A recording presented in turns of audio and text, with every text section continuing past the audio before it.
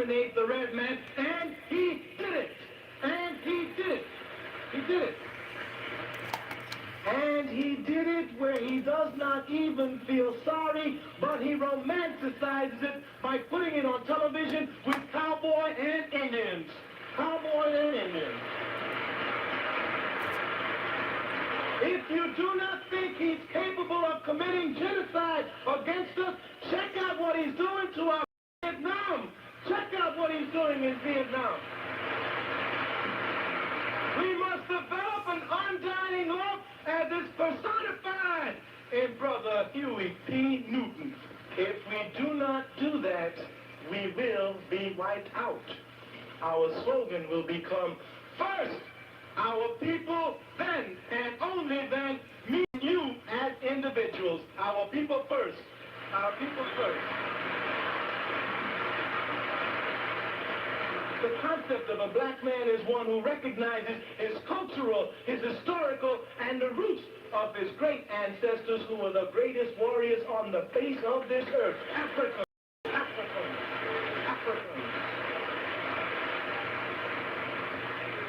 Many of our people's minds have been whitewashed. If a Negro comes up to you and you turn your back on him, he's got to run to the hunky. We're going to take time and patience with our people because they're ours. They're ours. All of the Uncle Toms, we're going to sit down and talk. And when they slap, we're going to bow. And when they slap, we're going to bow. And we're going to try to bring them home. And if they don't come home, we're going to off them. That's all. We have to recognize who our major enemy is. The major enemy is not your brother, flesh of your flesh, and blood of your blood. The major enemy is the hunky and his institutions of racism. That's the major enemy. That is the major enemy. A lot of people in the bourgeoisie tell me they don't like Rap Brown when he says, I'm going to burn the country down. But every time Rap Brown says, I'm going to burn the country down, they get a poverty program. They get a poverty program. A lot of people say to me, we don't like the Black Panthers for self-defense, walking around with guns. I tell you now, if the hunkies in San Francisco take off the fighters who happen to represent the Black Panthers for self-defense, ain't nobody in this community prepared to fight right now. Everybody gets off. And that's what we have to understand today, so that everything goes out the window. We talk about survival. That's all. They can cut all that junk about poverty program, education, housing, welfare. We talking about survival, and brothers and sisters, we gonna survive America. All right.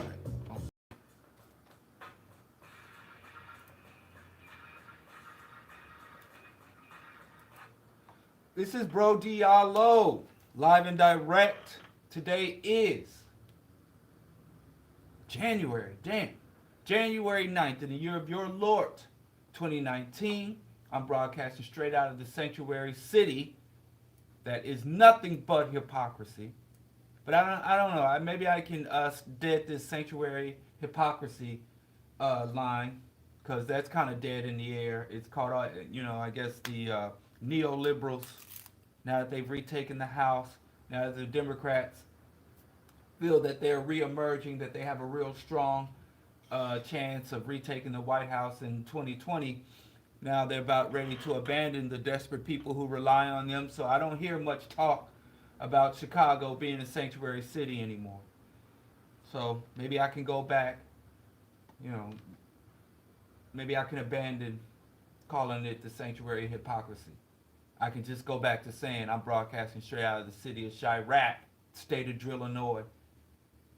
This, again, is Q4 Radio, AM 1680, Q4.org, TuneIn app, iTunes Radio, also at Diallo Kenyatta, Twitter at Diallo Kenyatta, YouTube at Diallo Kenyatta, Facebook, and www.diallokenyatta.com. We out here.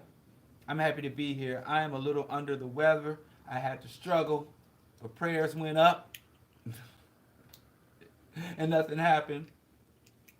So I took a little eucalyptus oil and a little zinc, some other natural home remedies, and I'm young, so might as well get to it. Again, thank you for tuning in. I wasn't here Monday and recovering. Of course, my son, he wiped out on his longboard skateboard while he was out with his friends. So I spent the day in the emergency room and around, and it's even though he's 6'4", we had to go to the pediatric children's hospital, children's emergency room, because he's 16. But anyway, it was all these little sick babies. Oh, it's just so terrible. It just pulls on your heartstrings. All these little sniffly, sickly babies. But anyway, he's all right. No fracture. Just it's, his arm is injured. They put what do they call it? A splint on it, and said it should be better in a week. If not, come back. So he's in good health. But then I think sitting in that pediatric emergency room for what seemed like at least 9, 10 hours, I'm just not all that I can be. So if you see Bro Diallo in the streets, don't run up and hug me and run up in my face, because I am just a tad bit under the weather. And as I recover, just like I said, prayers go up. I don't know. I just wonder how it feels to say that. I wonder how it feels to really believe that. But anyway, let's get into the topic of the show, because we ain't got much time. And when I say we don't have much time, I mean in existence. We're living under a system, an economic, cultural, social system, a worldview. We adhere to social theories that are literally destroying the life-sustaining capacity of the planet Earth. And why for do? Why they do?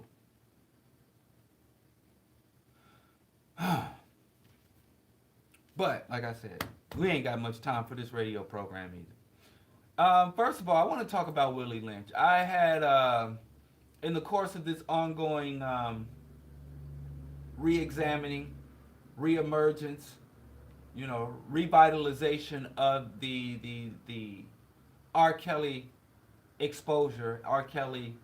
I mean, it's what's really painful. You get the initial trauma of being, if you're an empathetic person, of seeing the suffering of so many of our young girls, because R. Kelly is literally the tip of the iceberg with the epidemic of sex trafficking, exploitation, and abuse.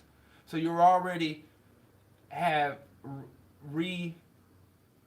what do they call it, triggering of that. But then the secondary blow, that's the gut shot, and then the head shot is you get exposed to the depth of psychopathology, of backwardsness of the masses, who don't have the intellectual capacity, who don't have the critical thinking skills to take the information made available by Dream Hampton, made available by Mute R. Kelly, made available by the compilation of decades of evidence, of testimony, of his own words. R. Kelly has been convicted by his own words and deeds. So you have people who lack the intellectual capacity to take this wellspring of information and sift through it, analyze it, critique it, contemplate about it, and come out with a rational thought, to come up with a rational conclusion, which is the fundamental thing that makes us human. Our ability to have our cognition, our minds, is the foundation of our very humanity. And it just really is painful to me to see people who can have all the information they need, yet their minds are incapable, and not through some congenital disease, not through some type of birth defect, not through some type of traumatic injury to their cranium, not through some dysfunction, but simply because they lack the will, the motivation, the desire to cultivate them, to develop themselves. It's so frustrating. Ignorant people. And ignorant, the root of the word ignorant is to ignore, to not give value to. So after being made aware, made re-aware, being reacquainted with the pandemic of sexual predation throughout the nation. Then, after that information is again put in a new medium, we've heard it in testimony, we've seen it on videotapes, we've listened to the predation in songs. It's everywhere. So first you got to deal with the predators. Then you got to deal with the idiots, the ignorant people who come to absurd, obscene, irrational conclusions, excuses, justifications, rationalizations. You know, as Kwame Ture, as we were just listening to, say, you got some people who are too stupid to be slaves. Because even to be a slave, you need some level of intelligence. As Kwame Ture said, the American capitalist system not only makes people stupid, it makes them arrogant in their stupidity. Now, if I engage with a sexual predator, I wouldn't have a discussion, a debate, a discourse, an argument with the sexual predator. So that's not really a problem for me. What I would do is expose a sexual predator, try to apprehend a sexual predator, do whatever I can do to derail them. But an idiot who does not have the mental capacity to have an intelligent thought about a very serious issue, to come to a rational conclusion, to reach a functional insight about that, then those people you have to debate. They're everywhere. They're not necessarily guilty of a crime, but they tend to be, the dumber the people tend to be, the more aggressive they tend to be about articulating their views. I don't know what that is. There are a lot of people I know who are very brilliant, who have great insights, but they tend to be shy about articulating those insights. They tend to be reserved about talking and sharing. But I think that is one of the catch-22s. When you are an insightful person, you tend to always question what you know and don't know.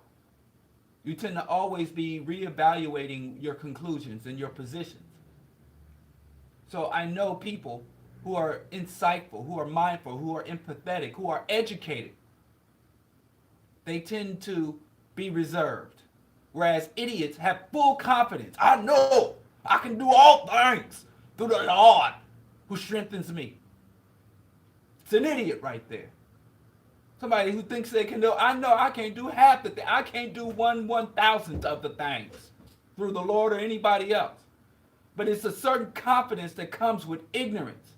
There's a certain egotism. There's a certain drive that idiots have. And so that's why all I can do, I can't even argue with them anymore. I just expose them.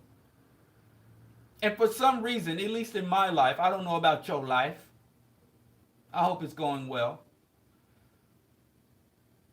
In talking about this R. Kelly thing, in engaging, jumping into the urgent public discussion of the R. Kelly thing, I went back to my own archives, the Bro Diallo Show archives. You can go to Diallo at my Tumblr archives, my blog archives, and you'll find, my writings about sexual predation, R. Kelly, and all of that. But for some reasons, Hebrews and Moors and pastors of various Christian sects, Muslim cults and Muslim sects, all these people of these Abrahamic faiths have emerged to share their opinion.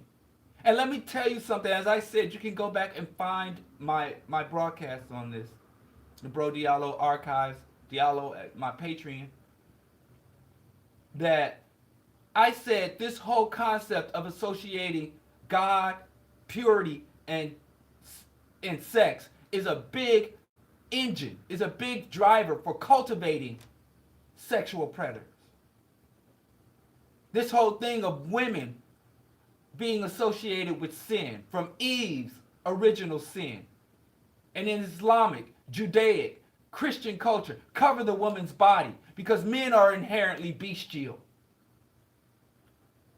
We are born in sin. and we seek out purity. And what's more pure than a virgin girl? Or what's less worthy of consideration or love or protection than a worldly woman? And if you go watch R. Kelly, the surviving R. Kelly, it is infused with religious insights, beliefs, behaviors. R. Kelly, when the tape went public of him urinating in the mouth of a 14-year-old girl, one of his confidants said that R. Kelly came to me and said, we got to pray. And R. Kelly had a bunch of people get together with him when the tape came out, and they kneeled in prayer and asked for God to protect R. Kelly from the consequences of his actions, to forgive him of the consequences of his actions. And if there is a God and prayer does work, then God protected this man. Literally, you had a smoking gun scenario, but God touched the heart of his victim. God touched the heart of his parents' victim, and they did not testify. And God touched the judge, and God touched the prosecutor, and they could not convict this man. R. Kelly has always said he is very religious. He has written some inspirational gospel anthem. I kept hearing people repeat how they play Step in the Name of Love at all these weddings as black folks go to get married in holy matrimony in the temple or tabernacle, and the minister and the godly bride and the godly groom are stepping in the name of love. How they got children's choir singing, I Believe I Can Fly. And we know it ain't just the Catholics. We know the Muslims are molesting children in the madrasas. We know that the synagogues, the Orthodox Jewish community is covering it up. It's child predation, sexual predation, and domestic violence and abuse. We know that the Mormon Tabernacle, the Latter-day Saints, the Nation of Islam, the so-called most honorable Elijah Muhammad. I mean, everywhere you throw a rock, go look at the evangelical movement. Jimmy Swaggart, remember him? So even the white evangelicals, I really think there is something to this thing. I say people all the time, show me in the Torah, in the Bible, in the Quran, where explicitly forbids or calls predation, child molestation, a sin. I can tell you the Bible verses where it justifies marrying, having sex with underage children or underage individuals. I can show you in the Bible, the Quran, the Torah, where it allows for taking in underage brides. God is very specific. God tells you about the fabrics you should and shouldn't wear, the length of your facial hair. God is so specific. He even said that homosexuality is an abomination unto him. God is very specific about who to have sex with, when to have sex with, who not to have sex with. Why did he leave out pedophilia? You want to tell me, oh, because it was okay back then? I'm just saying. You can't just challenge the individuals when you live in a society. When I tell you that human beings are the most socially oriented, socially dependent, and socially influenced specimens, primates, living creatures on this planet. So whenever you see a societal problem, you can't just look at the individuals. I don't care if it's mass shootings, systemic child predations, mass suicide, mass drug addiction. Whenever you see a systemic problem, you have to look at the institutions that these individuals and their surrounding support network, where they come from. You have to. Because if you don't look at the institutions, for every predator you take off the street, for every child you rescue, there will be 1 million more emerging or already out there that you don't get. And I think the church and it's insisting on godly sex, on the purity of women, the inherent wickedness of women, the desire for purity, the desire for sanctity in the bedroom. And so many of these known predators are all about that. First, when you talk to pedophiles, and I don't care if it's Michael Jackson Wood or any of the rest of them, they always talk about how children are pure, how children don't judge, and all that. You even have some that you go watch the movie To Catch a Predator. When some of the predators confess, they always like, oh, I like young girls because they're clean, they're pure. And I don't mean physically clean. I don't mean clean in terms of hygiene. I mean untouched, unblemished, like the Virgin Mary herself, Mother of God.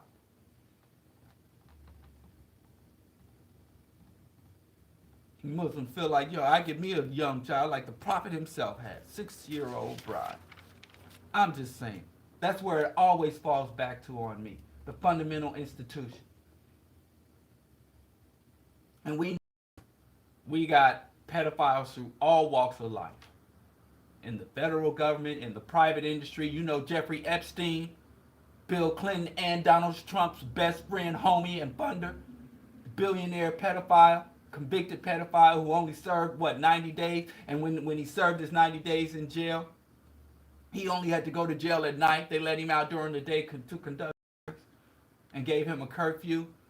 And now he's living off on a private island that he owns, still having children trafficked to him. And Donald Trump is on tape joking about how his homie Jeffrey Epstein, the multi-millionaire, billionaire pedophile, likes him young.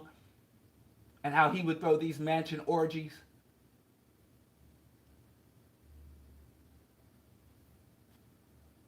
It's everywhere. You find it everywhere. But what do you seldom do? Whether it's in the private sector of the economy, the public sector of the government, what you seldom do is find anything, the institution that provides the most consistent cover. Like when Jeffrey Epstein got busted, I didn't see CEOs all huddled together. I didn't see the Wall Street, which he's heavily invested in Wall Street. I didn't see it's as disgusting as capitalism is. I didn't see no concerted effort. What generally happens if you're in the public sector and you get caught out there, they tend to cut ties. You know, Bill Clinton went running in one direction and Trump went running in the other. So yeah, you could do your dirt, but once you get caught, you're on your own. That's how these scumbag snake in the grass capitalists do. Same thing in the government. When a government official gets caught doing the dirt, we got so many, especially with the Me Too movement. What happens? They have to resign. And you know, when they come up to have their press conference, they might have their wife and children with them, but their Democratic Party or Republican Party officials don't stand with them. Everybody else get away. They abandon them. But in the church, in the religious sector, you get busted. You see Bishop Eddie Long. The church rallies around their predators. If you want to go tat for tat, example for example, evidence for evidence, I can show you. So it's one thing to ignore, it's one thing to excuse, it's a whole nother thing to rally around and support. And I only see that in the religious community. And I ain't just talking about, I'm not picking on Muslims, Jews, and Christians, because the Hindus and the Buddhists, they go and kidnap young boys, bring them in those Buddhist temples to train them to be monks, and those celibate monks are no better than those celibate men of the cloth in the Catholic Church. And there's so many times I've never seen they laying hands on and we're going to pray the sin out of you. And God has forgiven you. We don't care what the world has to say. We know that God has forgiven you, that God has anointed you. And they're not talking about the victim. And then they shame the victim. You seduced this man. You know that man's heart is wicked. That's why God died for our sins, because he knows our wicked souls. And all men have sinned and come short. And if you profess God as your Lord and Savior, then you are forgiven. And to hell with your victim. To hell with the children you've traumatized. So it ain't just the Catholic Church. So I know there are predators everywhere. But some institutions not only groom predators protect and shield and hide and justify predators. I don't see that everywhere. And believe you me, if I saw it everywhere, I'd call it everywhere. It's these damn religious organizations, not just the cults, but the mainstream, mainline religion. It is inherent in their doctrine. Didn't even want to talk about that. But I'm going to keep calling it till I don't see it no more. And believe you me, if you know anything about the teachings of the church, every child that's been molested in every dark room, God is omnipresent. So God is in that room witnessing that act. And what's he going to write and wait 60 years later? And when you go up on judgment, but you won't even get judged for that act if you profess your sins. And you ask to be washed in the blood of Jesus. Or if you're a Muslim, then you know the girl wasn't properly covered. You know, it's her. She provoked the sins of man. Or the Quran talks about how women bring about sin and provoke sin. Women, cover yourself. Because you can't blame a man. And woman is an afterthought. God made man, and then, let me just toss a woman to be your helpmeet, your property. And then she corrupted you, had Adam eat that apple. And I'm going to curse women. I need to cover women. I mean, y'all explain to me. It's been a minute since I've been all up in the church. And I don't anticipate going back. Y'all go in and get the information and bring it out to me, because I ain't about to go sit up in none of these pedophile havens. And I said it, and you bring me evidence to the contrary, I will apologize. But I don't anticipate having to eat no crow anytime soon. My vegan credentials will be solid for some time to come, because I know the evidence ain't out there, because I looked for it before you did. There ain't no way to do it. And I just got to say this one time. Child predation. It's the natural byproduct. It is inherent in the teachings of the Abrahamic religions, the major Eastern religions, and every single cult. I don't care if it's a cultural cult, Baha'i temple, Asar Set Society, Nation of Islam, Nuwabians, Moors, Black Hebrew Israelites. You throw a rock and you're going to hit child predation. And my thing is always institutional. When I see somebody on drugs, I don't just like, well, we got to get this person therapy. We got to get this person drug counseling.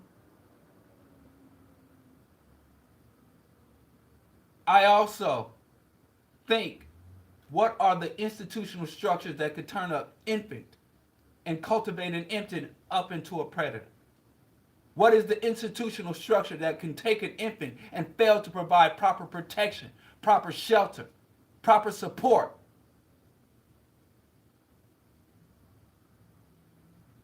I digress. Continuing on. Jasmine Barnes, the young lady from Houston, Texas, that was shot in what has been called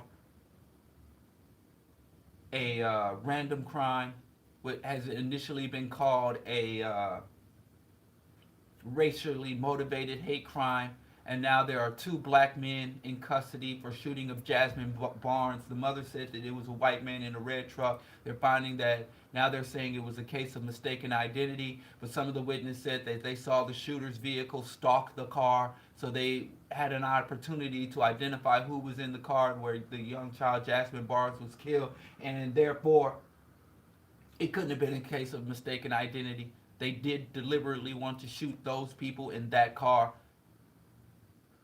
There's still information coming out. There's still investigation. Again, this is Texas. Everything we're getting could be lies, because Texas is, again, a bastion, a long history of racism, of lies, of confusion, and stupidity. Norman Goldman calls it Texasistan because it's a backwards country, part of the country unto itself. But as I go on, what I'm saying, when all this R. Kelly came out, I told you the Hebrews came out of the woodwork, the Moors came out of the woodwork on. And I think they're triggered because they know they got a lot to answer for in terms of child predation, these cults. NOI members came out of the woodwork. But then somebody started talking about Willie Lynch. That fact that black women are calling out black men And really, I haven't seen black women calling out black men as much as I've seen victims of predation, people who advocate for victims of predation calling out predators. But instead of this being an issue of protecting children and convicting predators, it became an issue of men versus women, black men versus black women.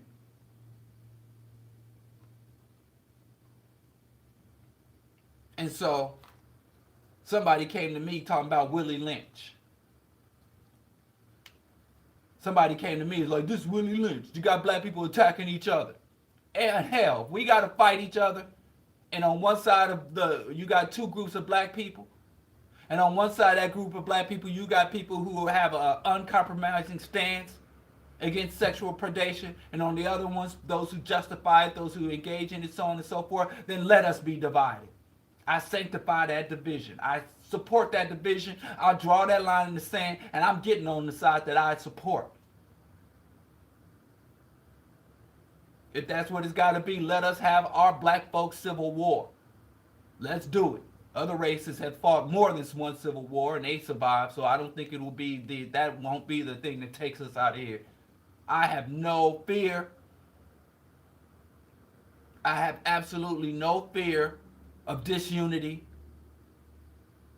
I don't have any freaking obsessive, compulsive desire for unity's sake. If it can't be principled unity, if it can't be rational unity, if it can't be functional unity, if it can't be Pan-African unity, I don't know what kind of unity y'all working with. Just being together, shoulder to shoulder.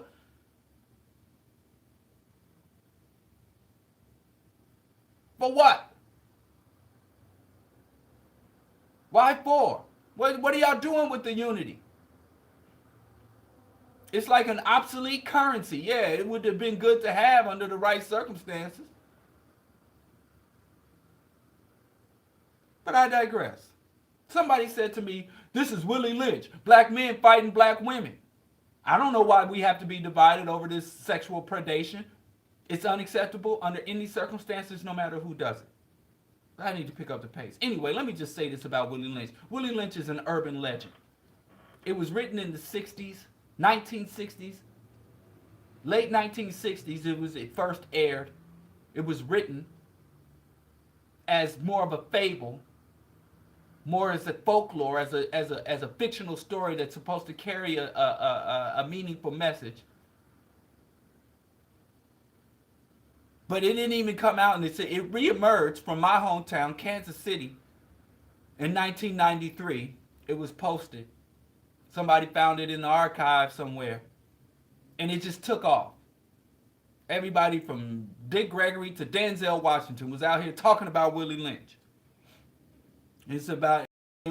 Willie Lynch was a Caribbean yardman, British West Indies plantation owner, and he went around as a consultant, educating Southern planters on how to conduct slaves. Now, white folks done had slaves in America, been transporting slaves since it dates back to 1619. So you've been doing something way back since 1619, since before America was America. Right? So almost a century before Willie Lynch supposedly came up from the British West Indies. White folks had already been engaged in what's called the triangle trade route. Really, you could go back to the late 1400s, early 1500s. You know, there were a few trials and error. And so they said, something I've been doing for generations. I'm going to hire somebody to come teach me how to do it. But this man came to America that's been trafficking in black bodies since the early 1600s. He came to America in the United States in 1712 to teach white men how to enslave black people. And plantation owners, where the plantations were already fully operational. And he told them just this basic backwater stuff, nothing sophisticated. You divide and conquer, as if they hadn't been doing that. They ain't only did that in Africa. They already were masters at it. I really don't. The story doesn't make sense, but it makes for good bedtime reading.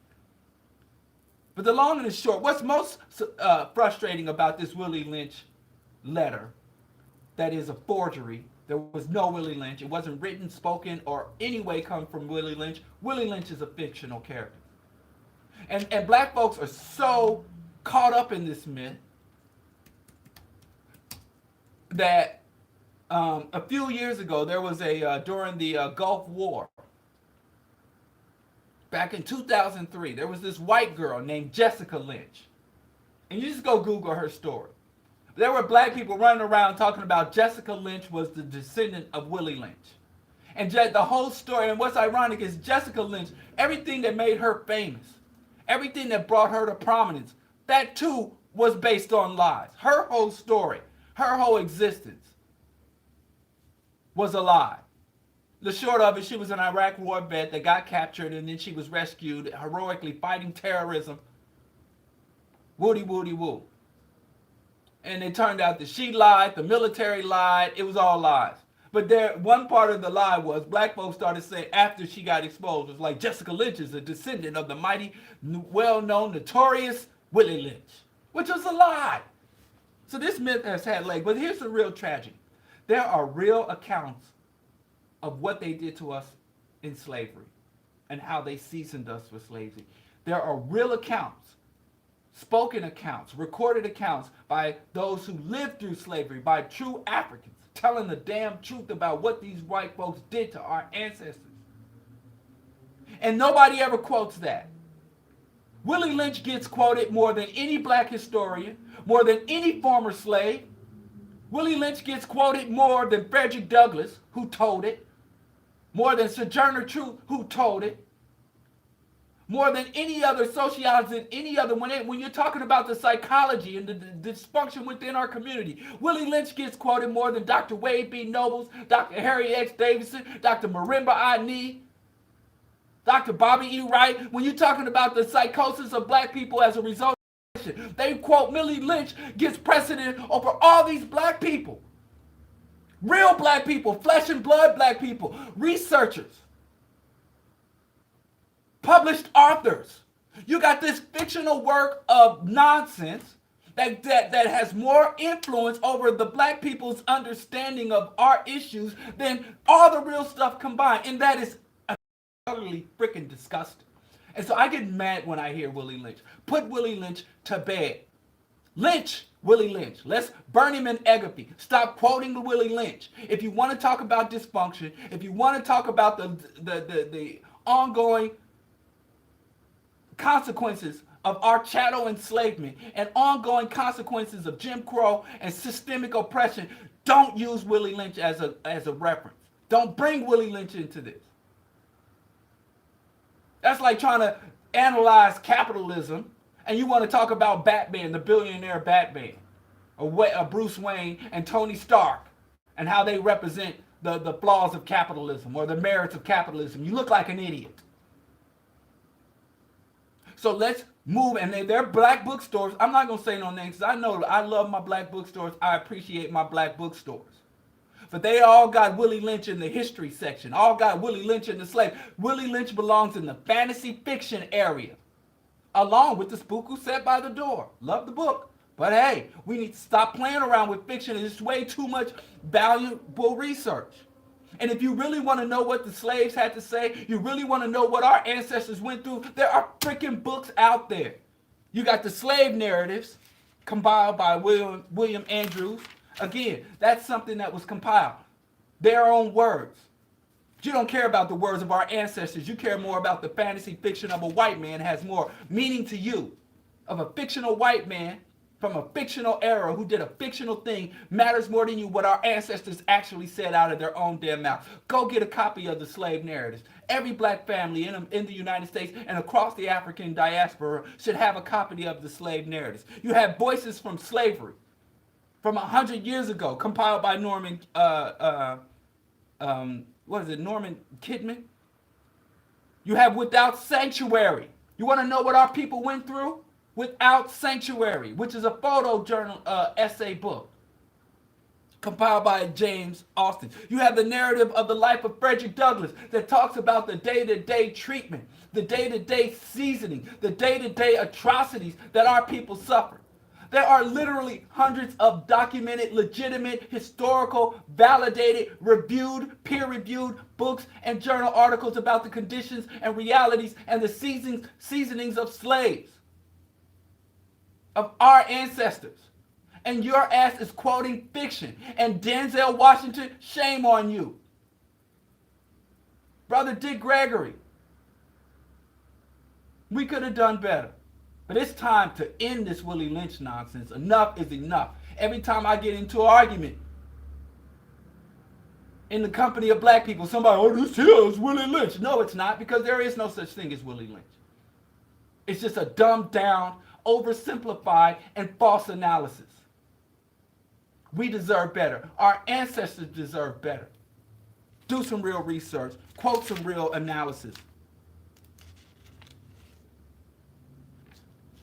It's another thing I want to talk about, which I've been hearing. And I hate to talk about this scumbag, but I think we'll have enough time. And I'm a little under the weather, so I want to cover as much as I can because I don't know, I might be laid up for who knows after this. So I got to walk it like I talk it.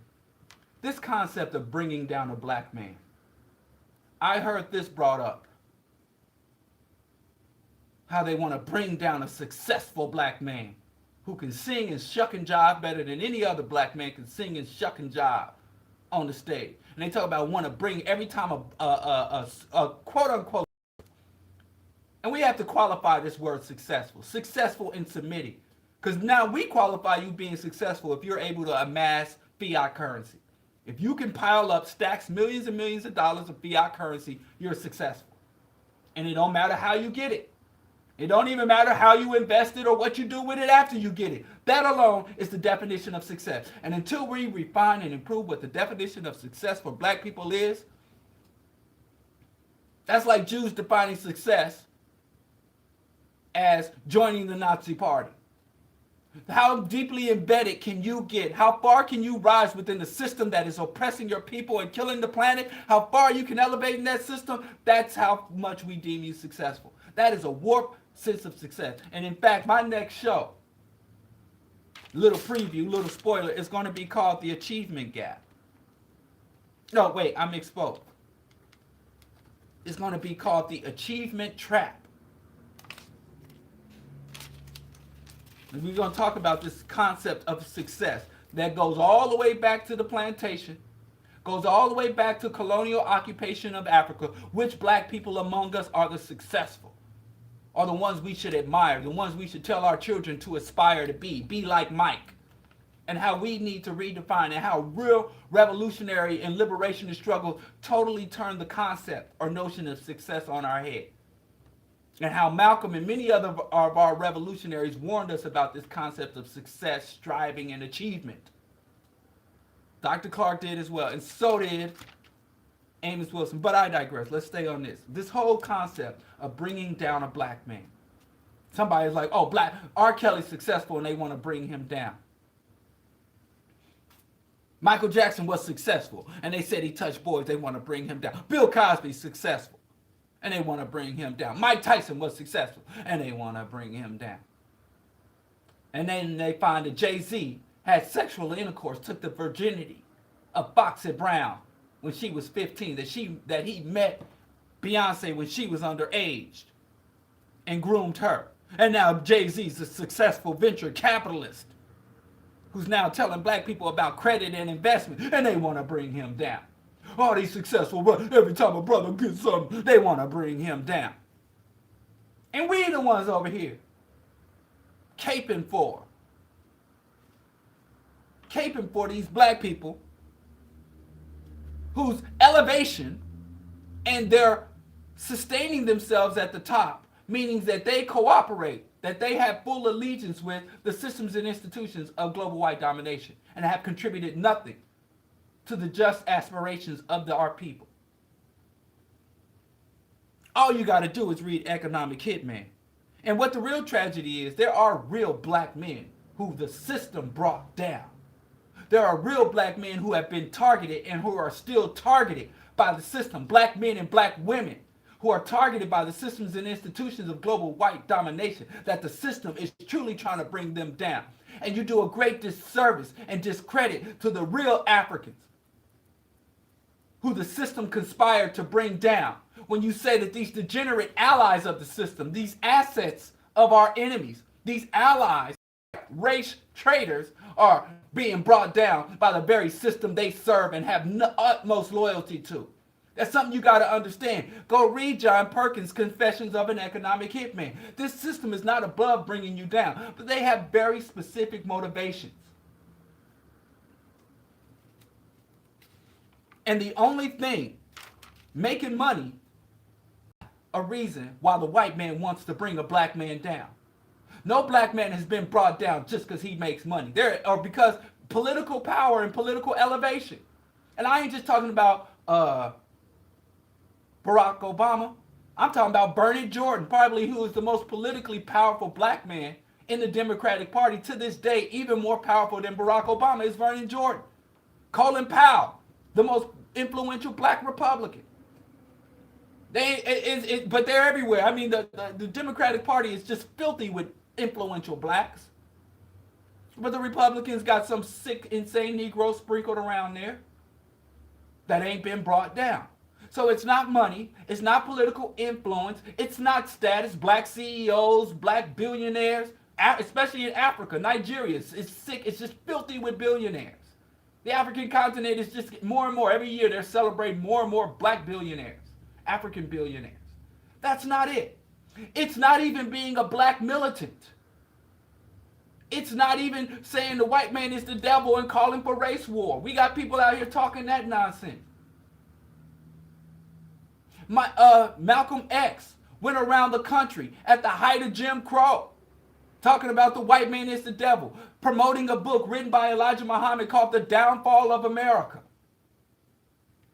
None of that, and they didn't touch him. They watched him. They kept an eye on him. They didn't keep an eye on him because of who he was. They kept an eye on him because J. Edgar Hoover knew the signs of the time, the climate of the larger community. That's another discussion. But then they did start to conspire. They didn't conspire to bring him down then. They were allowing him to rise up through the ranks of the Nation of Islam. They allowed him to go all over the country opening up Muhammad's mosque. They allowed him to do all this organizing when he was running around talking about the white devil, talking about the science. The Yaqub, the grafted white man, was made by a wicked black scientist with a big egghead named Yaqub. And Africans, before we came under oppression, we had silky hair. We had hair that was the texture of our eyebrows. And then when we became oppressed and started living hard, our hair got nappy. And when we get free again, our hair will straighten out on its own. And yeah, Malcolm used to teach the same nonsense. But Malcolm at least didn't remain stagnant in the cult. He grew and outgrew the cult. But I digress. What made them bring down Malcolm? What made them bring down Garvey? What made them target Sada Shakur? What made them target Huey P., Bobby Seale, Chairman Fred? What made them do this? It wasn't because they were talking black. There's only one thing that will get you targeted by the system, and that is being a threat to the status quo. So anytime you want to know if a black person who's being convicted, who's being investigated, who's being rated by the IRS, whenever you see a black person being targeted, going through it, ask yourself one question. Was this individual a threat to the status quo? And the answer is no, then they just going through it because they going through it. If the answer is yes, then you can say, this is likely an innocent person. And you're not a threat to the status quo calling yourself the Prince of Pan-Africanism. You're not the threat to the status quo because you're up an all-boys school in some rural wooded area and get all these boys together in a secret camp location, boarding school, to fight homosexuality. You're not a threat to the status quo doing that.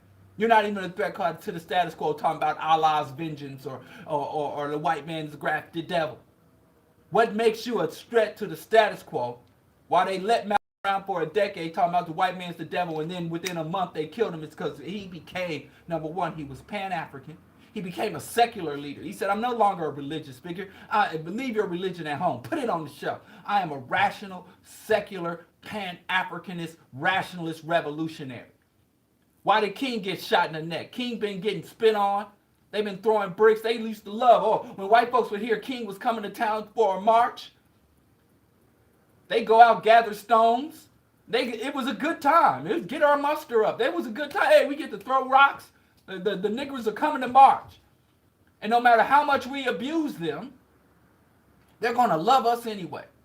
And they're going to kneel in prayer while we spit on them and kick them. That's a good time for all. Yeehaw! They didn't kill King because he was marching, letting white folks spit on him. That ain't why they killed King. They killed King the moment. The King could have went on to this day. King could have went on marching around peacefully. Talking about give us our rights and little white boys and little white girls holding their hands with little black boys. King could have done that his whole life. When King got targeted for assassination, King said, I'm looking at economic justice. I'm going to go meet with Kwame Ture. I can't advocate for reforms. We need revolution. And if we can't have a revolution in principles, then I might even have to let go of this nonviolence thing. When King started to threaten and talk about the status quo, because the status quo is black folks marching and begging for rights while white people spit upon us. That's the status quo. So if you say the King, Kelly, all these black men getting in trouble, ask yourself, how is this individual, what they advocate for, what they are doing, what they are demonstrating, is it a question? Does it delegitimize or threaten the status quo? And if the answer is no, I can assure you that this, whatever they're going through, ain't got nothing to do with the rest of us. Whatever they're going through, it's not a grand conspiracy to bring down a successful black man. Because generally, to be a successful black man, for every dollar you make for yourself, you're generally making $10 to $100 for some white folks somewhere. R. Kelly, Kanye West, and all the rest of them. All these ball chasers, dribblers, Michael Jordan. So these people are assets. They're not threats. So if you're not a threat, you are an asset, and then you get caught up on tax evasion. You get brought up and they reopen an investigation on R. Kelly right now. When you come tell me somebody's being Dr. Malachi York, Dr. York can go buy land in Georgia and build this wonderland of scale model pyramids and all that other nonsense. He was not a threat to the status quo. And quit disrespecting our true revolutionaries. Our true revolutionaries, our true political prisoners, our true political exiles, our true victims of political assassination, Robert F. Williams and all the rest. Quit disrespecting our ancestors and our current freedom fighters by giving these pedophiles and degenerates and materialists and individualists and race traders the same level of consideration and unity that you give them. R. Kelly is not part of some large conspiracy to bring down a black man that's got something. R. Kelly is a predatory criminal who should be brought to justice. And if you don't like the white man's justice, then develop our own institution and systematic system of justice so we can intercept these Negroes before they go into the clutches of our ancestors. I would validate its sanction, or at the very least, not snitch. But if you find somebody talking about bringing down a successful black man, that person at best is an idiot. At worst, they're a predator themselves, and that's why they identify with the other predator. Quit talking that bringing down a successful black man or black woman. If that black man or black woman is not a threat to the status quo, then there is no conspiracy. And white secret agents and black investigators and researchers have said they don't kill us because they hate us. Dr. Bobby E. Wright said they don't come after you because they hate you. They hate all of us. They come after you when they deem you a threat. And what are the specific actions? What are the specific attitudes? What things can you advocate or engage in? How can you invest your time, talents, and resources in such a way to be deemed a threat? Now that's something we can investigate. But telling black folks to step in the name of love does not threaten the status quo. Even preying upon little black girls, that further entrenches us in our dysfunction. that entrenches us and makes us even more vulnerable to our oppressor. So that's not a threat to the status quo. If R. Kelly is brought to justice, it's not because of the white man's conspiracy, it's because of his own degeneracy. And he does not deserve our sympathy or support. And if you need some people, I can provide you with an extended list of black people who are brought down by the man. I can give you an extended list if you want to find some black people who are truly brought down by the system, who are truly conspired against by U.S. intelligence agencies. To this day, I can give you list addresses, names, where you can give them your support. But I don't think that's really your cause. But now it's 8:02. Again, this is Q4 Radio. This is Bro Diallo, a little under the weather, but I'm fighting. People need this word. Please, if you are listening, if you can hear me now, or if you're hearing this later, go to my YouTube page and subscribe. I'm trying to get to at least 1,000 subscribers. I got some respectable numbers just now. You know, and I appreciate every individual. I really do think it is a privilege to be able to come before my community and come before just the general public and be able to articulate and bring some attention to these issues and ideas from a pan-African, non-apologetic, non-corporate sponsored point of view. You may not agree with me, but one thing I can assure you, that this is not in any way manipulated information. This is raw research information. And in saying that, go subscribe. Please share the show, whether you're on YouTube, Facebook, whatever your platform is. I always tell y'all, share this show with your friends, lovers, enemies, and allies. It's the least you can do. Go to the Diallo Kenyatta. Please subscribe, and if you can, that's the basic. The only thing I'm asking you to do is contribute a moment, a few clicks. Beyond that, we can go to a whole nother level, and you can become a Patreon supporter. You can go to diallokenyatta.com or directly to the Patreon page or find a link to my website, and you can go, and there are rewards, full access to archives and all that, and the whole kit and caboodle. Holla at me. And I appreciate that it is 8:03 in Central Standard Time in Chicago, Illinois, Chirac. Did I say? You can find Q4 Radio. You can listen live at q4.org. You can listen and download the TuneIn app or iTunes Radio app and search Q4, Q-U-E and the number 4. Or if you are in the Chicago area, we are on the AM signal 1680. Now, let's get to the topic at hand. Y'all be hurting me, man. Why you want to hurt me? Y'all really be upsetting me. We just let these white folks run hustles. We let these white folks run hustles on us. And let me tell you something. If you're not a black person who is skeptical, hostile, resentful, then you're not intelligent. You're not intelligent. Skeptical, hostile, resentful. And I know we got all these gurus, Oprah, another black billionaire, black influential, powerful black woman over a media empire. They ain't got to bring that woman down. She is an asset to them. But anyway, because it's just been non-relenting. Chancellor Williams said that white people in their relation to black people are implacable foe, are eternal bitter enemy.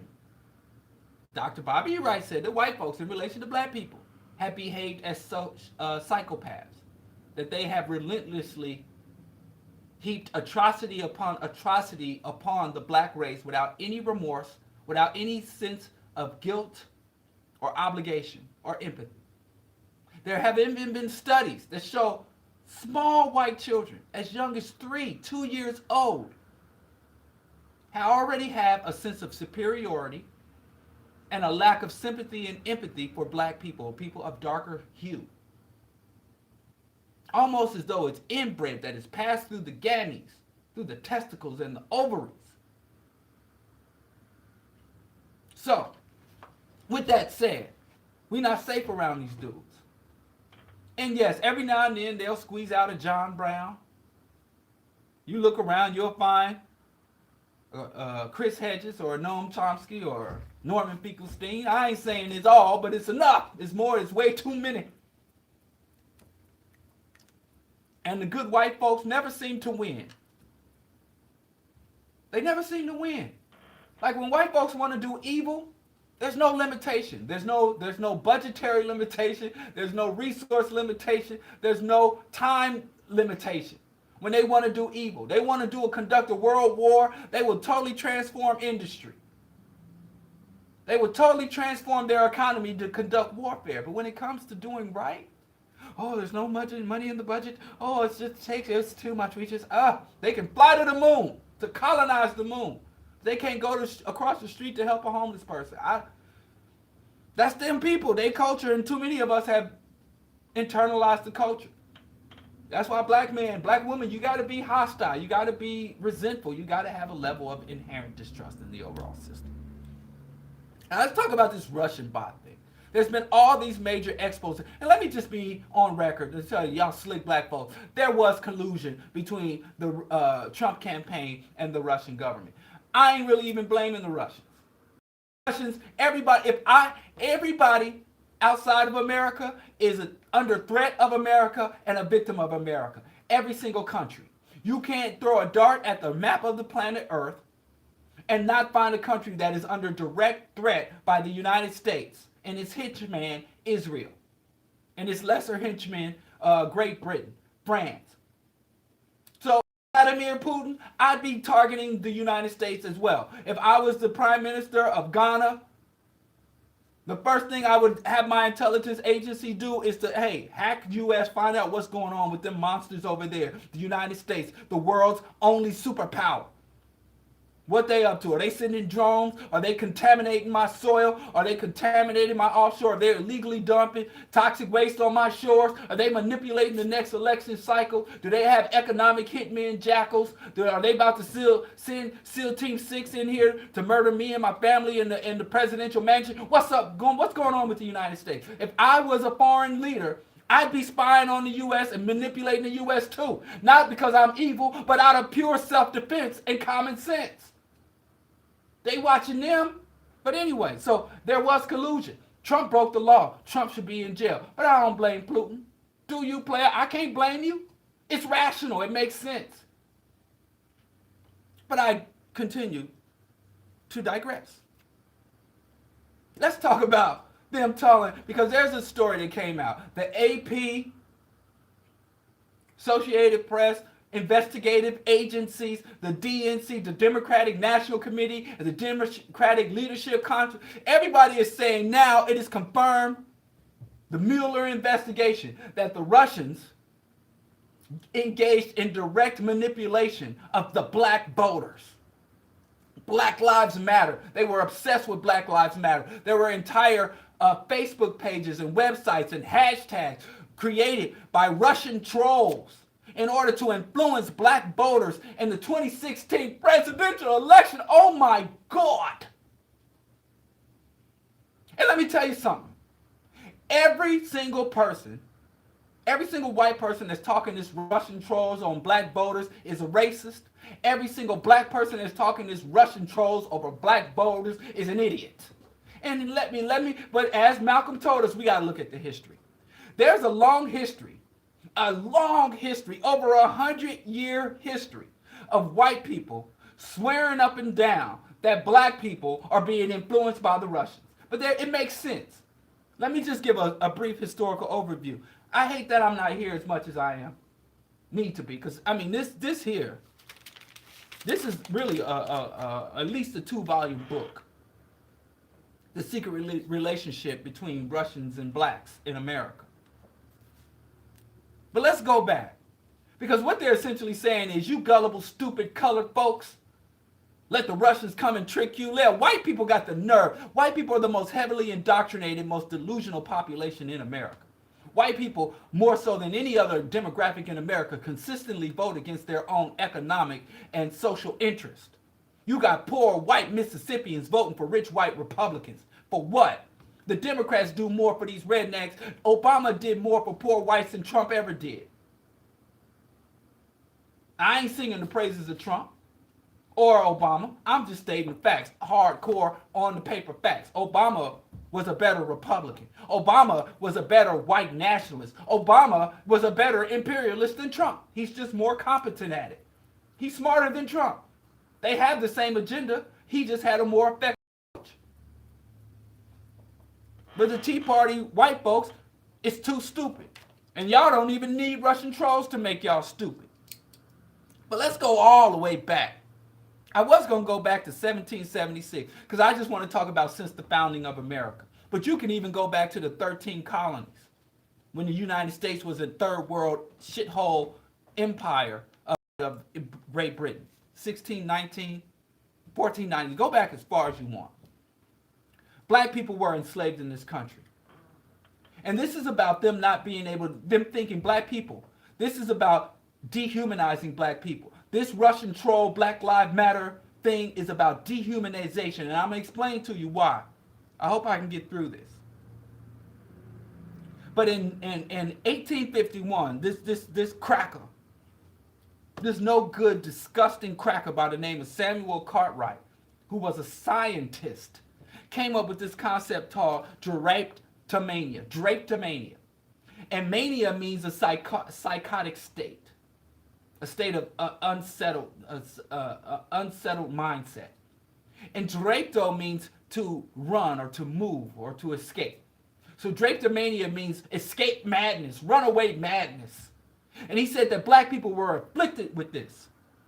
And he said black people were sulky and dissatisfied without cause. So he basically said, we brought black people to America. We gave them Christianity. We brought them out of their savage, dark continent and brought them into a civilized. And all we did is ask for them to do a little work. And we bring them not just civilization, but the light of Christ. But some of these niggers are ungrateful. And they want to run away from the best opportunities they ever had to serve white folks.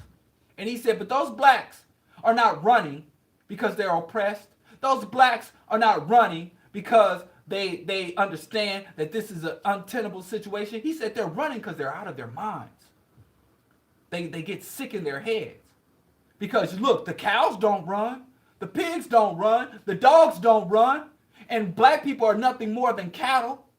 They're nothing more than beasts of burden. So when a beast of burden starts to buck, when a horse starts to buck, when a dog goes rabbit, it's something wrong with the dog. Because our very nature, God put us on this earth, according to our Christian Bibles, the sons of Ham and the curse of Ham. Yeah, this everything wrong with humanity can be traced back to some holy book. So we were cursed by God, where it's our nature to serve. The white man is superior. So why would an inherently inferior being want to run away from his master? He has a mental illness. A black man wasn't thinking for himself. A black man wasn't making a rational decision. A black man was being manipulated or had a sickness of the mind. That's what drapetomania was. And he offered some remedies for drapetomania. Some remedies were to whip the black man. And he'd not just whip a black man, but whip him to the extent that his physical mobility would be limited. And this is something, if you actually read the slave narratives, instead of going off of Willie Lynch, and you really want to know what our ancestors endured and how what they endured impacts us to this day, they used to cut off the big toes for many Africans that were deemed to be a risk, a flight risk. You didn't even have to run away to get punished for running away. If you weren't whistling while you work, if you weren't happy in your labor, if you was a player hater, if you didn't have positive energy, if your chakras weren't aligned and you weren't being positive and you weren't smiling in the face of white oppression, you weren't happy to live under white domination, you could get punished for just having a sulky attitude, of having a dissatisfied facial expression. They would punish you. You didn't even have to do anything beyond that. And so they'd whip you. They'd amputate both of your big toes so you could walk, but you can't run too well. And we ain't talking about surgical amputation. We talking about lobbing them off.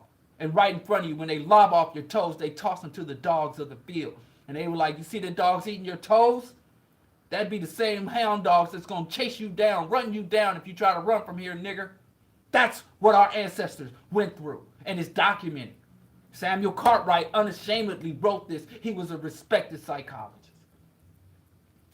But the bottom line, what we got to remember here, if a black people are acting in a self-awareness, if black people are acting as intelligent human beings, if black people are having a rational response to inhumane conditions, they didn't respect our humanity enough to be like, yeah, they're going to run because they're, this is horrible. This is miserable.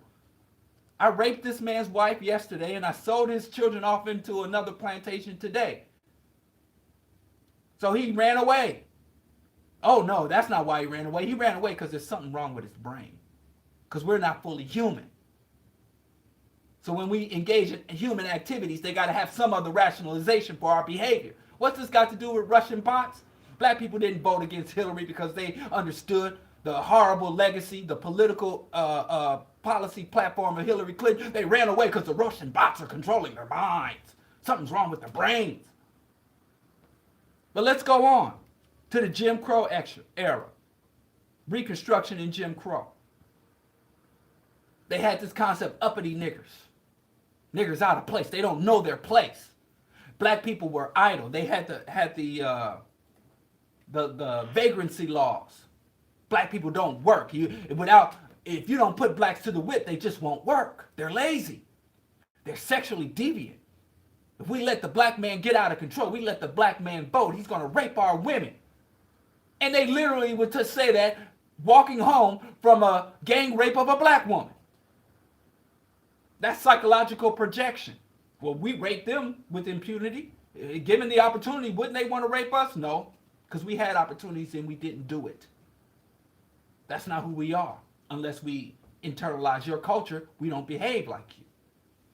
But many of us have internalized the culture, said R. Kelly.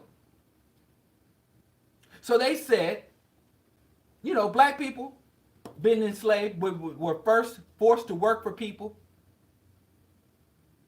between 1876, really between 1619 to 1865. We had to work for these people for free. And then, after a short window of Reconstruction, less than a full decade, we had a little window of opening where we demonstrated that we're willing to be full citizens of America, let bygones be bygones. Even though we were in debt to the very people we just worked to, we didn't get our reparations as promised. But when the South pulled out, they re-implemented the black codes and they started right back to that stuff. Black people's behavior is not as a result of the conditions. Again, they wouldn't let us leave. They didn't let us leave the South. They re-enslaved us. We went from chattel slavery to wage slavery to debt slavery. No, I'm sorry, we went from chattel slavery to debt slavery to wage slavery. To this day. And when black people show resentment, what do they say? Oh, that's just the black man's violent nature. It ain't because we are autonomous, free-thinking, functional beings. It's because there's some outside crazy influence. So black people living under Jim Crow, there's something we don't know. We got to study white folks' history. Black people got freed from slavery in 1865. But something that happened just 4 years before that. In Russia, the serfs, the slaves and serfs of Russia were emancipated in 1861. In 1861. They had the emancipation of Russia. Look it up. White people were slaves. And because Russia didn't have any foreign colonies, because what liberated white people of Western Europe was the working class and the serfs and peasants of Europe said, listen, if we help you, if we be your army, if we're your cannon fodder for colonizing Africa and enslaving everybody else, will you let us free? And the white man elite said, okay, fine. You bring me a slave, you earn your own freedom. You bring me 10 slaves, you earn your freedoms and a few shillings. In a nutshell. It's a little bit more complex, but I don't have time to really go into this. The Russians in the East didn't have that option. So the czars, the Russian noblemen, kept their own people in slavery. Like I said, They didn't need Willie Lynch to teach them about slavery because they had already trained themselves for 1,000 years enslaving, lynching, murdering, committing genocide and unrelenting warfare and colonizing each other. They didn't need Willie Lynch to teach them what their grandfathers could have taught them. And so the Russian peasants was like, listen, and everything we went through, branding, shackles and chains, systematic rape, work, free labor, uncompensated labor, the lords of the land, the czars, the noblemen says, yes, you will work. And for your labors, you can have shelter and some crappy food. I almost said the other thing. And crappy food. You will have no rights. You can't own land. And you cannot bring a case against your lord. You can't testify against your lord. Same condition. And they were emancipated in 1861. And then a few years later, black folks were emancipated. Go look it up. And so that kind of tied the European peasants, the European, Eastern European, the Slavic people of Europe got free just before the enslaved people of the New World. And so we've had this indirect tie between Africa and Russia, Mother Russia, even though, yes, the Russians are racist AF. I know all that. I'm just telling you, these are historical parallels. And why the racists here in the United States have always tied black folks, always suspected that there was some insidious relationship between blacks and Russians. If you go look at this video on YouTube, you'll find I posted an image where they accused Martin Luther King of being influenced by Russian bots or being a Russian, going to Russian training school, but I'm getting ahead of myself. So the same thing they said about blacks in America, the free blacks, they said about the free serfs in Europe and mainly in Russia. Let's just focus on Russia and then later the Soviet Union and then back to Russia again. The same thing. And if you read Nazi literature, the Slavic people were hated more than the Jews. The Slavs were hated. Slavs and communists. The Roma people. Eastern Europe. Hitler wrote in his own book, he hated them more than they was the niggas before we was niggas. But I digress. And because they had that Mongolian taint, that easy. But again, I'm getting beside. There's just so many levels here. Study white folks. Dick Gregory said we got to study white folks. And then Grandma Bowie said, stay out of white folks' business and tend to your own. So we could study them and still stay out of their business. It's a delicate dance. So anyway, what happens? Black people and white people, the serfs of Russia, got freedom, emancipation at the same time, and we both went into basically this Jim Crow situation where we were debt farmers, and they were peasant debt farmers. It was almost the same situation. And then in 1917, you had Woodrow Wilson was president, and he reinstituted and recertified the black codes. There was some progress made, post-Reconstruction progress made with Reconstruction, and Woodrow Wilson, who was an avowed racist, but the first professional politician, political scientists, even black political scientists, they all loved Woodrow Wilson. He brought a level, he was the first professional president. He was a professional politician. Remember, all the politicians before him, they were men of industry. They were men of agrarian wealth and stuff. They were generals. But this guy was Harvard educated, poised, articulate. He set the tone for all politicians now. Other politicians used to show up. But anyway, I don't want to get into Woodrow Wilson. But in 1917, Woodrow Wilson came to office, and he doubled down on all of the race codes. He doubled down on segregation. A lot of places had begun to just informally desegregate without any mandate or law or policy. They just started allowing black people to eat in the congressional dining hall and just loosening up, just relaxing. And Woodrow Wilson is like, nah, we're getting sloppy with this race thing. We got to make sure the niggers stay in their place. And you mad at me for saying nigger, be mad at him. I need a little accuracy here. And at the same time, you had the Russian Revolution. At the same time, Garvey came to place and created the biggest black movement in the United States. That's the exact same time that Lenin had an industrial. Well, really, it wasn't really industrial because Russia was still mostly agrarian. So really, it was supposed to be an industrial revolution as Marx predicted, but it was an agrarian. But again, that's a whole nother aspect of it. Let's just say the Russians got out from under the Tsar, and they killed the Tsar and his family. That's where that wonderful movie Anastasia, they still believed there was a Russian princess still alive that would return to Russia one day and sit on the throne and reestablish the Tsarist empire and all that. It was a pipe dream because the Russian Revolution, truly the Mensheviks, the Bolsheviks came in. But again, I'm just trying to talk the relevant part. Russia has a revolution, but Black America has a revolution too. Black America has a revolution too with the Marcus Garvey, the UNIA movement, the Back to Africa movement. So just like you had a Russian revolution, you had a Black African revolution.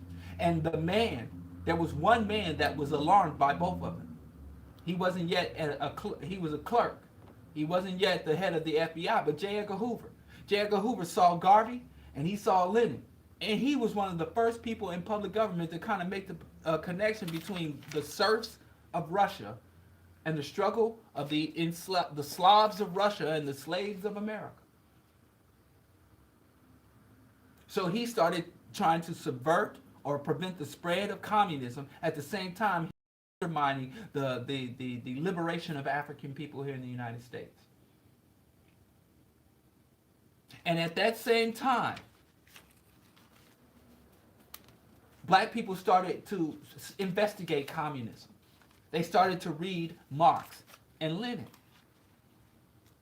And were accused of being influenced by the Russians. Some of the most prominent ones, Paul Robeson, he was even brought before Congress. I might play that again today, as before we go out. Paul Robeson, W.E.B. Du Bois, Robert F. Williams, again. Robert F. Williams went to the Soviet Union. Bayard Rustin, the true leader of the civil rights movement. Really, if he wasn't a homosexual, Bayard Rustin, we'd be celebrating Bayard Rustin's birthday and Bayard Rustin Day. You know, there'd be little biographical movies about Dr. King would be a footnote in history. Real talk. Real talk. Because Bayard Rustin is the true, mind behind the civil rights movement. But he was a homosexual back in the 50s. And he was out. He was an out homosexual, so couldn't have that, right? Bayard Rustin, Martin Luther King. If you, like I said, they would say Martin Luther King was trained by the communists. John Henry Clark. And John Henry Clark said, yeah, I studied communism, I studied capitalism. I had dialogue with communists, racists, I'm a scholar. I study stuff. But the list goes on and on. There are literally hundreds of prominent Black people that they said if a Black man or woman, Ida B. Wells, if a Black man or woman stood up and said, I'm tired as hell, I'm not going to take this mess anymore. They were like, well, this possibly couldn't be the result of your autonomy because you're a beast. You're subhuman. You couldn't be acting out of your own autonomy, your own independent thought, so it must be the Russians that are influencing you, that are driving you insane. We got all this harmony. Everything's okay in America. Everybody knows their place. And all of a sudden, the Black people don't know their place. It must be a white man. It must be a white man, a Russian, coming here and stirring up our Negroes. Because they couldn't do this themselves. They're just little more than beasts. They're like attack dogs. If a dog attacks you, then you go and find the owner and you put the owner in jail. Because you can't put the dog on trial. It's little more than a beast. The dog wasn't thinking for itself. That's how they viewed us. And so they have always said, going all the way back, that whenever Black people make a decision, a logical, a reasonable decision, they always say there must be something to it. There must be some higher white power, some higher white conspiracy that's driving these lowly beasts, that's stirring up the Negroes. So this association of white people, many Black people, Black people as their American white indoctrination as opposed to their Russian white indoctrination, hate communism. They've never read anything of it. They don't know a damn. They don't know what communism is. All they know is Master said communism bad, communism bad. So most black people didn't even get with communism. And the few freedom fighters that did, that were searching for some, most black people that read communism is because Marx was explaining white people. And for a long time, even now, many black people just don't understand white people, Western culture, Western motivations, Western rituals. We just go, but we have no real understanding of where these people come from or where the hell they're going. We just along for the ride, and we want to get more comfortable seats. We want to move up in the train and get more padding and cushion for our seats. That's achievement, that's success. But we don't really understand what Western culture is going through. But a few black folks have said, I don't want to be along for the white ride. I don't care. I don't care if you want to offer me riches of Western society. I get a private jet, a mansion in Malibu, and a blue-eyed, blonde woman with the biggest silicone breast I could buy. That's not enough for me. I really want to have an in-depth understanding of what is the trajectory of Western society. And because my mind is not wired like your mind, it takes one to know one. So a lot of black people did start reading Marx. They started reading Freud. They started reading Lenin. Because these are some men who are like, we can explain to you the deep drives, the motivations, the pathos and the eros. These concepts that are not African, they're not black. Black people been in America longer than 90% of white folks, and we still ain't mastered this system. It just ain't us. We suck at capitalism. That's not a slight against black folks. I'm glad we suck at capitalism. We suck at, but the problem is, we suck at doing capitalism, but we also suck at opposing oppression. In some ways. I mean, we've made some effective progress. Don't get me wrong. This ain't a teardown. This is just an analysis. But we ain't gonna never. You always have a puff daddy and a a few Negroes that ride to the cream, but it's not the cream that floats to the top. Feces also floats to the top. But you always find that the black people that float to the top tend to be the most pathological people. The most hollowed out black folks. Oprah Winfrey, I mean, when you really know her. And since moving to Chicago, I done met some people that know Oprah personally, that work for Oprah directly. And there's been some things, man. I've heard some things. So, you can't be fully African and fully capitalist. You can't be fully African and fully American. So there's always this division, this duality.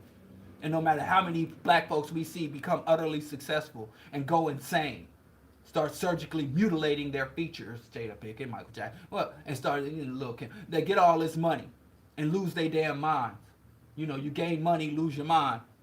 We suck at it. It just ain't us. Just like when white people came to America and came to Africa and was like, I can't get with this system. I have to wipe this system away and establish the very system that I ran away from, the very system that made me get on a boat and go to the edge of the world and fall off.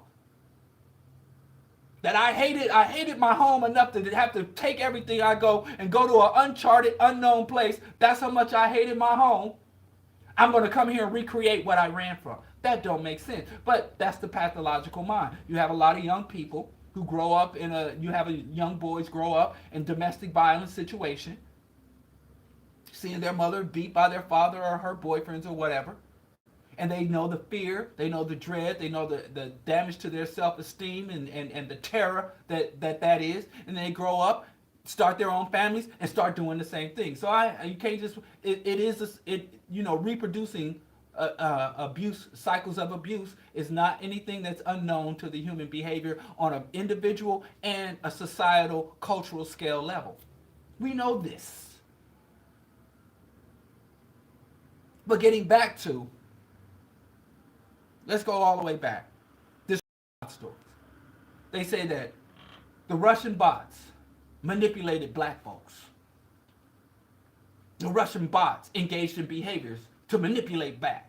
Just like Russian spies started the civil rights movement and directed the civil rights movement.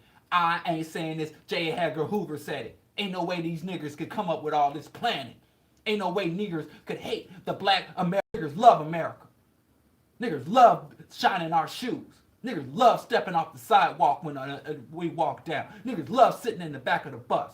Niggers love suckling our little racist white babies at their teats and cleaning our filthy drawers while they're sexually harassed, and niggers love working on the chain gang. So it couldn't be the black people being a man, being a woman, and having basic human dignity. It must be a Russian that came and made them dissatisfied with this good relationship we got going here. And black people, they couldn't be anti-Clintons. If black people are not supporting the Democratic Party after 8 years of neglect from Barack Obama, and then they bring up this scumbag woman Hillary, who destabilized Africa, who financially raped Haiti, who supported her husband in doubling the black prison population, who put forth the omnibus crime bill, who was a general in the crack war, who's racist, whose husband is also a sexual predator. And black people are like, I'm done with the Democrats, or I ain't even done with the Democrats, I'll die before I vote for Hillary. Oh, it must be the Russians. A black brain couldn't conceive of a rebellious thought. They're subhuman.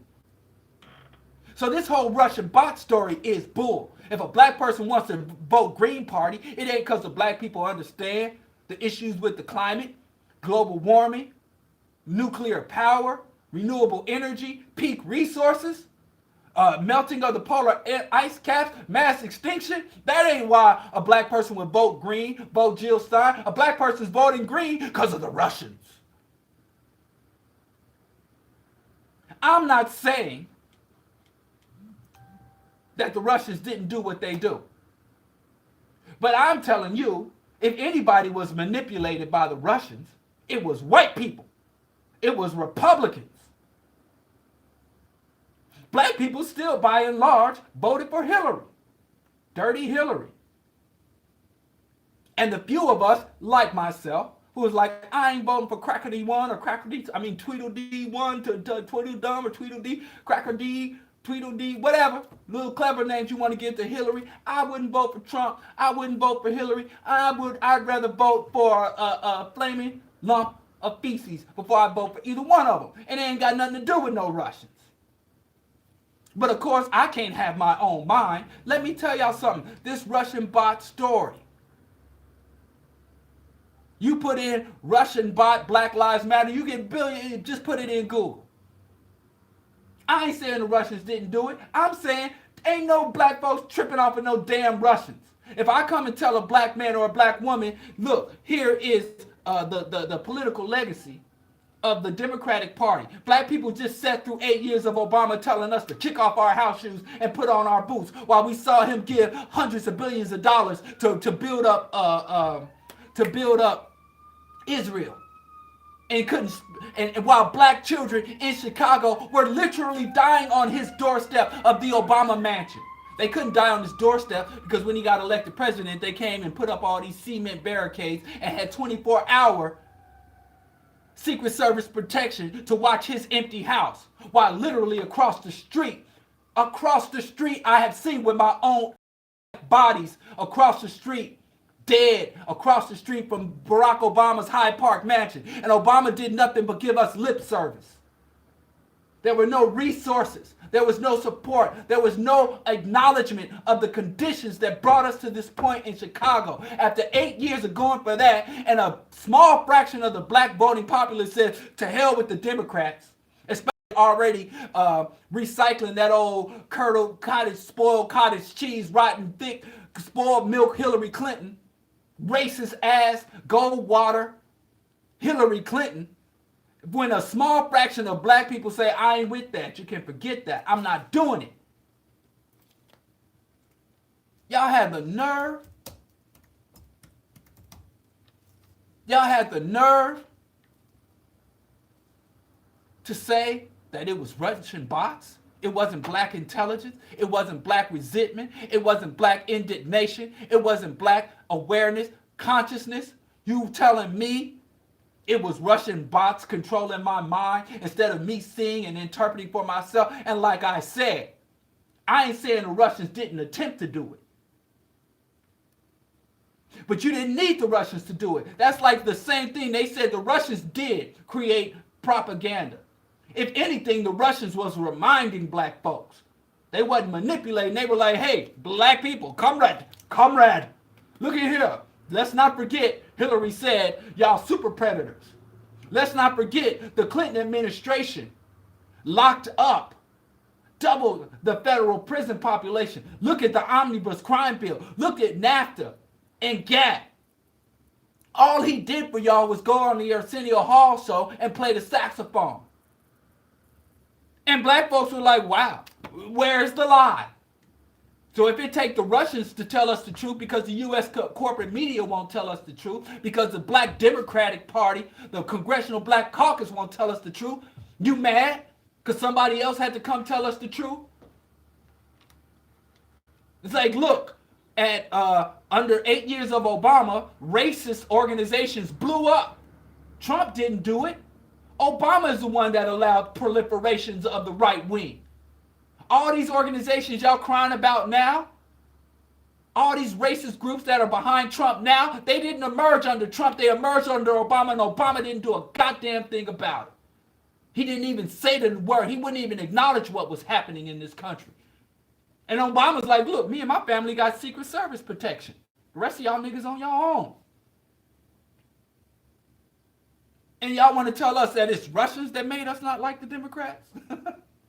It's the Russians that told us to vote for Jill Stein? That is disrespectful. And you know, like any abuser, you get a man who abuses his wife, and she says, I had enough of this mess, I'm leaving you. The first thing that man will do is like, who are you talking to? You listening to your girlfriends out there. You listening to all these people. You know I love you, girl. That is an abusive relationship. And they don't acknowledge your autonomy, your sovereignty, your humanity, your intelligence. They don't acknowledge it. So whenever you stand up for yourself, it must be somebody manipulating you. And that's why whenever you find yourself in an abusive situation, the abuser wants to isolate you from outside influences. Anybody outside of the circle of abuse has to be ostracized. And if you listen to anybody outside the circle of abuse, you're a dummy. Or you listen to them people over there. So the United States is like, nobody manipulates our niggers but us. Nobody gives pimps our blacks, our hoes but us. That's the real. So don't fall for this Russian bot situation. And now you got black people that go on the social media, that go into the community telling black people, listen, we need to come up with more viable alternatives. The Democrats have abandoned us. They are neoliberal. They don't support our fundamental values. Let's come up with our own independent caucus or go third party. Oh, you're a Russian bot. So we can't even engage in cognitive discourse anymore.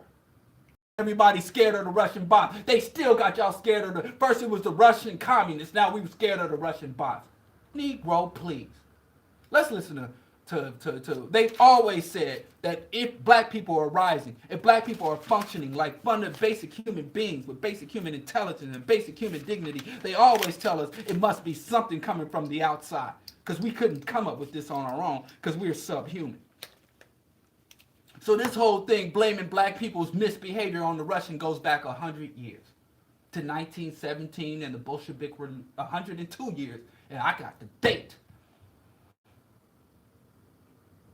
Or 1917. Really, it goes back to 1860, but J. Edgar Hoover started this mess a long time ago. And all I'm saying is, black people, be skeptical, be distrustful, be resentful of all things in this society. Resist. Rise up. And I'm telling you, white folks, y'all so tripping off of Russian bots for black people. Nobody is more indoctrinated. Nobody is more severely and aggressively lied to than you. White people. Black people are more likely to vote our economic interests, even if it means voting for a white politician over a black one. Black people would vote for Bernie Sanders over Colin Powell in a minute. Remember, they wanted to run Colin Powell as president. But they were like, they did the studies. They did the focus groups and said, listen, black people are not going to vote for Colin Powell or any black Republican. Because black people are more likely to vote. They vote on policy. They vote based on what's in their interest more so than white. Now, white folks, you have a white billionaire who's going to screw them over, and a working class black politician who's going to represent their interests, they're going to vote for the white billionaire. White people, y'all need to don't trip off of Russian bots and us. Y'all are manipulated. Y'all not even manipulated and pimped by a foreign power. You're pimped by your own cousins, your own family members. Focus. Don't worry about us. I know you ain't worried about us. This is another form of dehumanization. This is another form of racism. I'm telling you. And we falling for the okie doke yet again. So as I conclude, it ain't the Russian bots. It's the American racist that got black people. The few of us. Too few of us, if you tell me. Too few of us. But this is Bro Diallo Show, Q4 Radio. Please support the Patreon. Please go to the YouTube and subscribe. Please share the show. You can share the MP3. You can share the video. You can share Facebook Live. You can share the YouTube broadcast. Share the show. Help us expand. Don't give in to the manipulation of the American media that's claiming we give into the manipulation of the Russian bots. This is Bro Diallo, Q4 Radio. I'll see y'all Friday morning, Lord willing, and the creek don't rise. And we will be talking about the achievement trap as opposed to the achievement gap, where we're running to stay in place or running forward to fall back.